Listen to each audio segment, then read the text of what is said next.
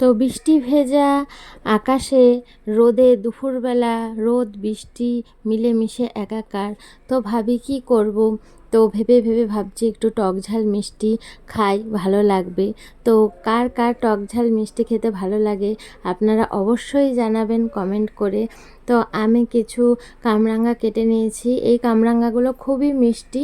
তো এটা আমার ননদের গাছের কামরাঙা, তো ওই জন্য কিনতে হয়নি। তো তার মধ্যে একটু চিনি, একটু লবণ, পরিমাণ মতন যে যেরকম ভালোবাসেন, তবে কামরাঙাটা খুবই মিষ্টি। তো আর একটু জিরে, ভাজা জিরের গুঁড়ো আর লঙ্কা একটা ভেজে আমি চিলি ফ্লেক্স বানিয়ে নিয়েছি। তো লঙ্কাটা, ভাজা লঙ্কাটা আমি হাতে ভেঙে ভেঙে গুঁড়ো গুঁড়ো করে করে করে চিলি ফ্লেক্স বানিয়েছি, কারণ হাতে ভাঙার মজাটাই আলাদা, বেশ ভালো লাগছিলো, মুচমুচে টাইপের। তো আবার এটাও ভালো লাগে যে এটা পরে যখন চোখে লাগবে আরও সুন্দর মজার জিনিস হবে। তো হাত দিয়েই আমি এগুলো ছোটো ছোটো করে চিলি ফ্লেক্স বানিয়ে নিলাম।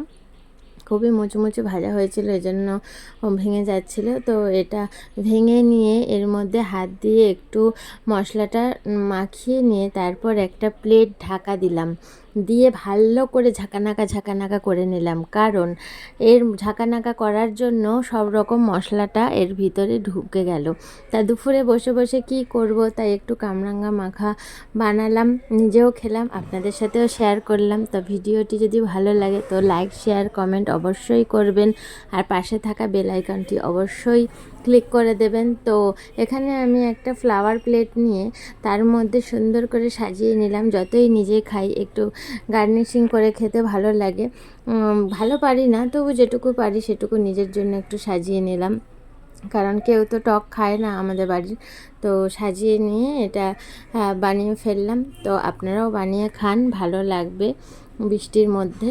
তো এখানে আমি একটা কথা আপনাদের সাথে শেয়ার করি। তো আমরা সবাই এখন ব্যস্ত থাকি, নিজেদের কর্মকাজে ব্যস্ত থাকি, কারোর হাতে অত সময় থাকে না।